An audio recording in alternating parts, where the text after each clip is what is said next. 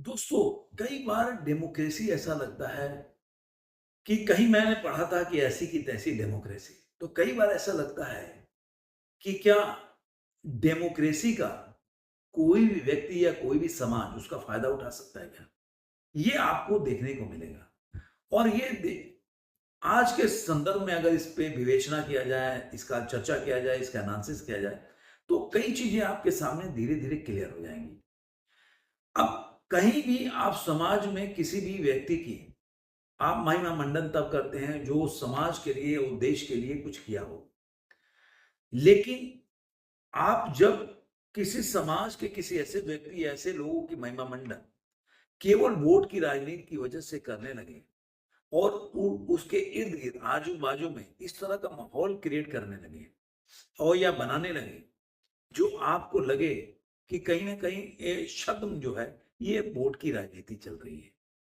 मैं क्यों बोल रहा हूँ? आपने देखा होगा कि 14 अप्रैल को अंबेडकर साहब का जयंती था।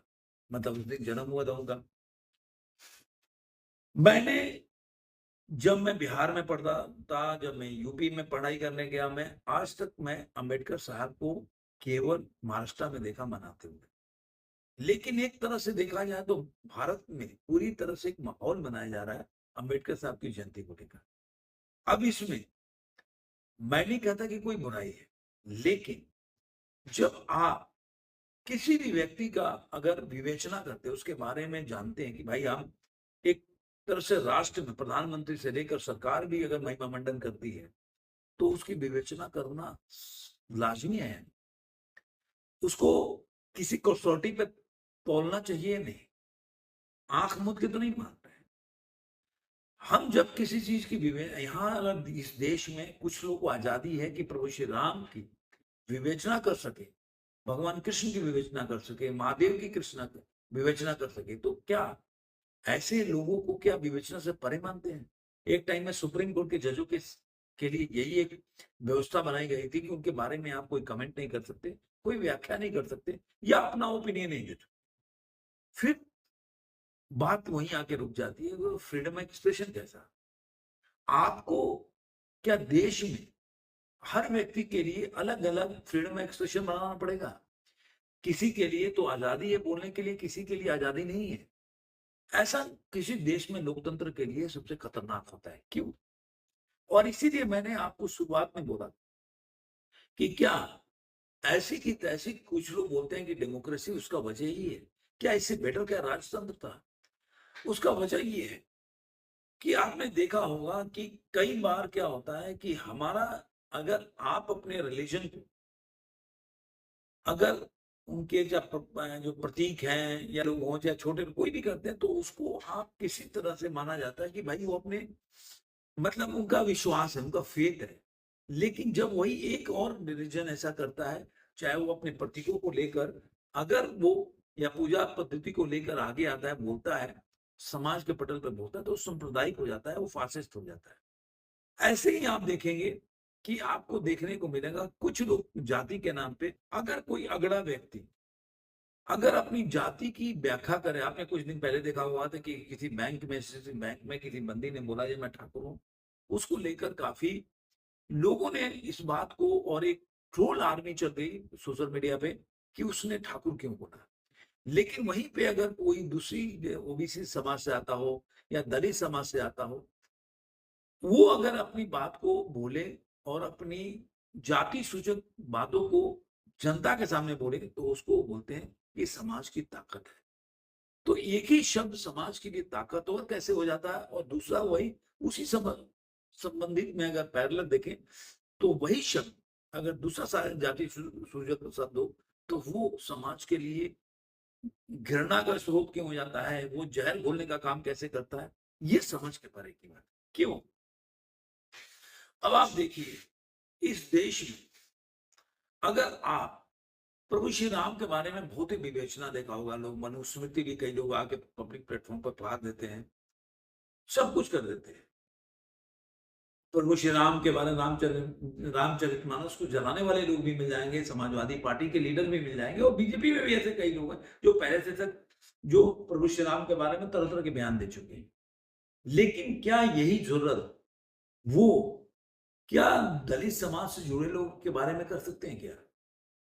तब उनके बारे में आपने वीर सावरकर की पूरी हिस्ट्री निकाल लेते हैं कि वीर सावरकर से अंग्रेजों का क्या संबंध था।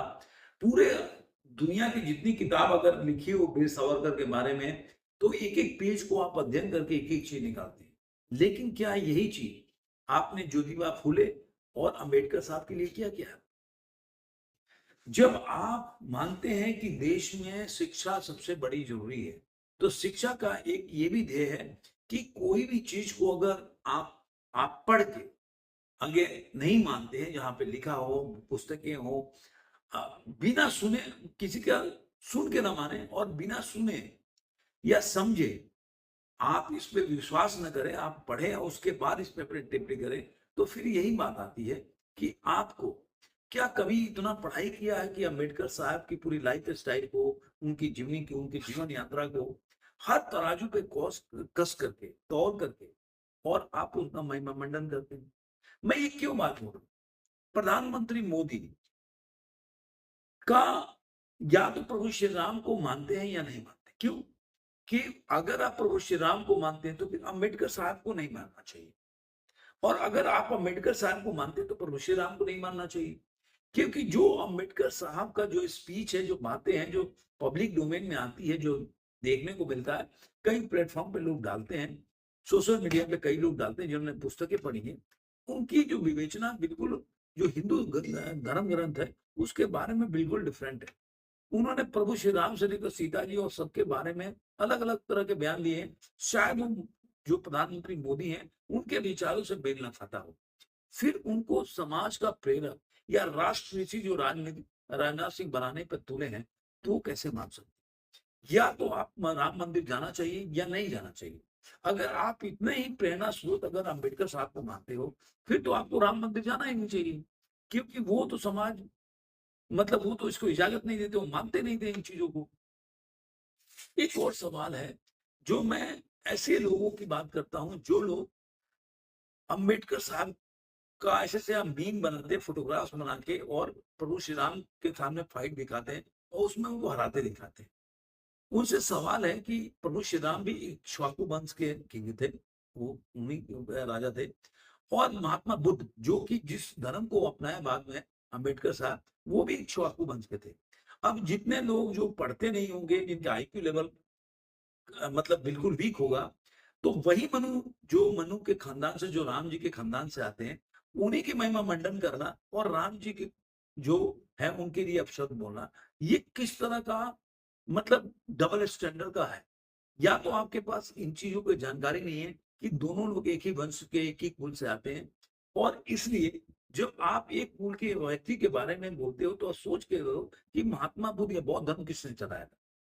अब आप कहने के बाद ये भी कह सकते हो कि भाई आप उनकी, आजकल क्या हो गया ना कि अपनी कोई हिस्ट्री नहीं होती है ना, तो लोग क्या करते हैं, अपने को किसी ऐसे बड़े खानदान राजवंश से अपने नाम जोड़ देते हैं, बोलते हैं कि मैं उसी से बिलोंग करता हूँ। ऐसे तमाम आपको एग्जाम्पल मिल जाएंगे, चाहे चंद्रगुप्त मौर्य हो, चाहे आपने देखा होगा राजा सुहेलदेव हैं, उसके बाद आपने देखा होगा कृष्ण भगवान है। ऐसे कई ऐसे एग्जाम्पल मिल जाते हैं कि लोग अपने तरीके से, जो यहाँ के बड़े-बड़े जो महापुरुष हैं, उनके साथ अपने वंश को जोड़कर और आगे बढ़ाते हैं।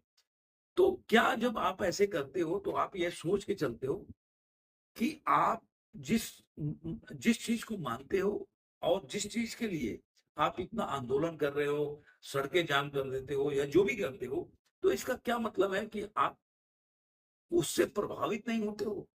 अगर प अगर आप प्रभावित होते हो, आपको लगता है कि गलत है, फिर अपने नाम में ऐसे बड़े लोगों का, महापुरुषों का सरनेम भी यूज़ नहीं करना चाहिए। आपको सरनेम तो यू भी यूज़ करना है और उनको आपको अपशब्द भी बोलना है।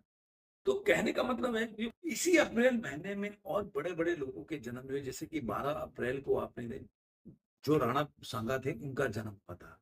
इसके अलावा देखेंगे तो 17 अप्रैल को छत्रपति शिवाजी की जयंती है। उसके अलावा भगवान परशुराम जो थे, वो 18 अप्रैल को जन्म हुआ था। आदि शंकराचार्य जी थे, जो है 20 अप्रैल को जन्म हुआ था। तो कहने का मतलब है कि आपको राणा संगा जो पहले 14 अप्रैल के पहले आते, तो क्या इस पे कोई ट्वीट देखा होगा आपने? कोई एक्स पे कोई पोस्ट देखा होगा? तब ये लोग अब राणा संगा से आप तुलना करिए बाबा साहब अम्बेडकर की। कि अंबेडकर साहब का देश में क्या योगदान है, देश की स्वतंत्रता में क्या योगदान है, देश के लिए क्या किया उन्होंने, और राणा संगा के बारे में तुलना कीजिए। आपको पता चल जाएगा कि इस देश में डेमोक्रेसी का पूजन ऐसा हो जाता है कि यहाँ से बड़े-बड़े महापुरुष जिन्होंने अपनी जान गँवाई है इस धरती के लिए, उसको आज याद करने वाला कोई नहीं है। और यही देश की डेमोक्रेसी की सबसे बड़ी विडंबना है कि आप जब वोट की राजनीति जब ज्यादा सर पे चढ़ जाती है, तो आप सब चीज उसी तराजू से तौलते हो, वोट की राजनीति से तौलते हो। आप ये भूल जाते हो कि आपके देश के लिए किस महापुरुषों का क्या योगदान रहा है। कभी भी एनालिसिस करने का प्रयास करो, कभी इस पे डिबेट कर लो कि भाई देश में राणा संगा ज्यादा महान थे या अंबेडकर साहब। उनके आप पब्लिक प्लेटफॉर्म पे इस पे डिबेट कर लो कि राणा संगा ने क्या किया था देश के लिए, और उन्होंने कितनी लड़ाइयां लड़ी देश को की अस्मिता को बचाने के लिए, और अंबेडकर साहब ने क्या किया। लेकिन एक भी, मैं नहीं कह रहा कि आप अंबेडकर साहब को याद मत करो, लेकिन आपने सोचा कभी कि कभी किसी ने राणा संगा को याद किया? नहीं। अब सवाल दूसरा यहीं से उत्पन्न होता है कि आपने देखा होगा कि जितने भी, मैं हमेशा बोलता हूं ना कि कोई भी ऐसे दूसरे रिलीजन को आपने देखा, आपके कोई भी दोस्त हो जो मुस्लिम कम्युनिटी से आता हो, क्रिश्चियन कम्युनिटी से आता हो, आप याद करिए कि कितने लोग आपको अपने जो धर्म धर्म की जो या आपकी जो त्योहार पर्व होता है उस पे आपको विश करते हैं। आप याद करके देख लीजिए, शायद बहुत ही कम नगण्य के आसपास मिलेंगे। लेकिन ये हिंदू कम्युनिटी है, वहीं पे आप दूसरे के धर्म हो, या मैरी क्रिसमस हो या कोई भी इस्लामिक जो ईद हो, बकरीद हो, उस पे भी विश करने लगते हैं, उनके घर में भी जाते हैं, ये सब है। और आपने चाहे सोशल मीडिया के प्लेटफॉर्म पे वहां पोस्ट भी करते हैं, यानी कि वहां पे वो अगर वो नहीं करते, आपके धर्म के ऊपर आपको विश नहीं करते, तो इसका मतलब वो उनकी आस्था है, उस पे नहीं जाना चाहिए। लेकिन अगर आप उनको नहीं करते तो आपके दिमाग में कोई वास्तविक समस्या है, या आप बोल सकते हैं सांप्रदायिक व्यक्ति हो।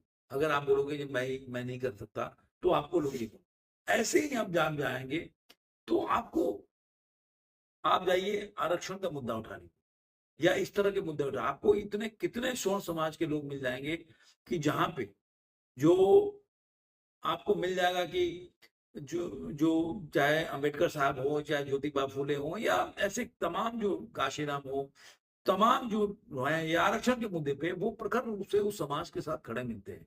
लेकिन क्या ऐसा कि उनके तरफ से आपको देखने को मिला है? क्या कोई ऐसा व्यक्ति है जो आपके ईडब्ल्यूएस का आरक्षण हुआ, और ऐसे लोग, ऐसे समाज के, मैं बीजेपी की बात नहीं कर रहा हूँ क्योंकि उनकी बाउंड है उसको करने के लिए, क्या ऐसे समाज के लोग आके जो दूसरे पार्टी में हैं, उन्होंने उसका वो किया है महिमा मंडन, या उसका वो किया, प्रेज किया कि भाई अच्छा हुआ, या कभी उसके लिए फाइट किया उन्होंने? चलो, एक तो हो गया तो लोग वोट बैंक की वजह से ना भी बोले, ना किसी ने कभी ईडब्ल्यूएस के आरक्षण के लिए या सवर्णों में जो गरीब है उनके आरक्षण के लिए कभी लड़ाई लड़ी है? आप देखिए कि परशुराम जी के, अभी लखनऊ में कहा के हुआ कि परशुराम जी का कोई, ये कानपुर की बात है, वहां पे चौराहा था, उस पे ऊपर चढ़ गए भीम आर्मी के लोग। अब सवाल ये उठता है कि अगर इतना ही आर्मी बना तो देश के लिए लड़ना चाहिए था। मुझे, अगर आप एक भी देश में लड़ाई में योगदान अगर गिनाओगे कि मुगलों से लेकर और अभी तक अंग्रेजों तक कितने लोग लड़े, शायद आपको इंग्लिश या एक पेज भर जाएगा। लेकिन वहीं पे स्वर्ण समाज, अभी इतिहासकार को इन्होंने बताया कि 70% जो ब्राह्मण बिलोंग करते हैं, उन्होंने जान दिया आजादी की लड़ाई में। तो और आप उनकी, अब उनकी योगदान योगदान को आप कम नहीं कर सकते। तो आप जब ये सब करते हो तो आप उनकी भावनाओं का ठेस नहीं पहुंचाते हैं। मान लीजिए कि जहां पे नाम ही लिखा हो, आप बोलते हो कि वहां पे उनका मूर्ति नहीं था लेकिन वहां पे लोग चढ़ गए, गलत है। लेकिन वहां परशुराम भगवान का नाम लिखा है, यही बहुत बड़ी बात है। अगर अंबेडकर साहब का कहीं नाम लिखा हो, वहां पे लोग ऐसे अगर व्यवहार कर दे तो कैसे करोगे आप? आपको भी, आपके भी आस्था को ठेस पहुंचेगा। तो ये देश में एक दूसरे की आस्था को सम्मान करना चाहिए, ना कि उसको फ्लॉन्ट करने का। फ्लॉन्ट करने का टाइम निकल गया, जब आप डेमोक्रेसी नहीं थी, राजतंत्र था, बाहर से आक्रांता आते थे, उनसे जब दो दो हाथ करना था, तब आपने अपने दिखाना चाहिए था। उस समय के इतिहास मुझे ढूंढना पड़ेगा ये कितने लोग किए। तो ये सब फ्लॉन्ट करना, इसीलिए बोलते हैं कि डेमोक्रेसी एक ऐसी चीज है जो जिसकी जनसंख्या ज्यादा है उसी की सुनती है, या जो गोलबंद होकर जो वोट करता है। और यही वजह है कि आज के टाइम में आप देखिए, बिहार में चुनाव हुआ, बिहार में चुनाव हुआ तो कितने लोगों ने ओबीसी के और एससी एसटी के लोगों ने वोट दिया होगा बिहार में। लेकिन आज के टाइम में डिप्टी सीएम से लेकर सीएम तक कोई भी स्वर्ण समाज से व्यक्ति नहीं आता। क्यों? उसके बाद भी स्वर्ण खुश है। लेकिन अगर यही उल्टा हो जाता कि सारे स्वर्ण समाज से आते, तो आप क्या होता? तब आपके ओपिनियन बदल जाता। अब यूपी में आप बोल सकते हैं, यूपी में आप देखिए, दो स्वर्ण तो एक आदमी को रखा है ना, लेकिन यहाँ पे क्यों नहीं रखा? ऐसे ही हर जगह, आप राजस्थान में चले जाइए, अगर वहां पे डिप्टी सीएम बना है तो स्वर्ण, अगर सीएम है तो जो डिप्टी सीएम है उनको उन्होंने बनाया दूसरी कम्युनिटी के लिए। तो ये जो चीजें चल रही है ना, ये समाज के लिए गिव एंड टेक का रिलेशन है। ऐसा नहीं है कि आपके लिए अलग आस्था या आपका आस्था अलग है, हमारा विश्वास अलग है, हमारा फेथ अलग है और आपका अलग है। हमारे आस्था का कोई महत्व नहीं है। तो ये मेरा कहना था कि जो समाज में चल रहा है उसमें ये समाज सत्ता है। तो ऐसा नहीं होना चाहिए कि आपकी आस्था तो आस्था है और दूसरे का आस्था का कोई महत्व नहीं। चाहे वो प्रधानमंत्री या आम व्यक्ति, किसी के लिए भी ये अच्छी बात नहीं है इन चीजों का बढ़ावा देना, जहां पे एक एक व्यक्ति का आस्था दूसरे के व्यक्ति की आस्था को अनादर करे। इसकी कोई जरूरत नहीं है। आपको परशुराम भगवान के चौराहे पे चढ़ने की कोई जरूरत नहीं है। आप अपना जो अम्बेडकर साहब की जयंती मनाओ, खुशहाल से रैली निकालो, सब कुछ करो, लेकिन इससे दूसरे की आस्था नहीं को ठेस नहीं पहुंचनी चाहिए। क्योंकि आप जितना अपने आस्था से प्यार करते हो, सामने वाला भी उतना ही अपने आस्था से जुड़ा हुआ है। तो सबके आस्था को एक साथ सम्मान देना चाहिए और अपने आस्था का पालन करना चाहिए, चाहे वो किसी भी रिलीजन का हो, चाहे किसी भी जाति का हो। ये नहीं होना चाहिए कि एक दूसरे में अलग अलग देश में अलग अलग रूल और रेगुलेशन चलना चाहिए। और मैं उम्मीद करता हूं कि प्रधानमंत्री जब भी ऐसा करें, जो उनके पिताजी उनके भाई जाकर बोल रहे थे कि भाई मध्य प्रदेश में कि हम तो परमार राजपूत हैं, शर्म आना चाहिए जब इस तरह के आप काम करते हो। और राणा संगा भी हुए थे जो देश की कुर्बानी के लिए कितनी गवाह, उनके लिए भी दो शब्द दो पोस्ट करना चाहिए। धन्यवाद।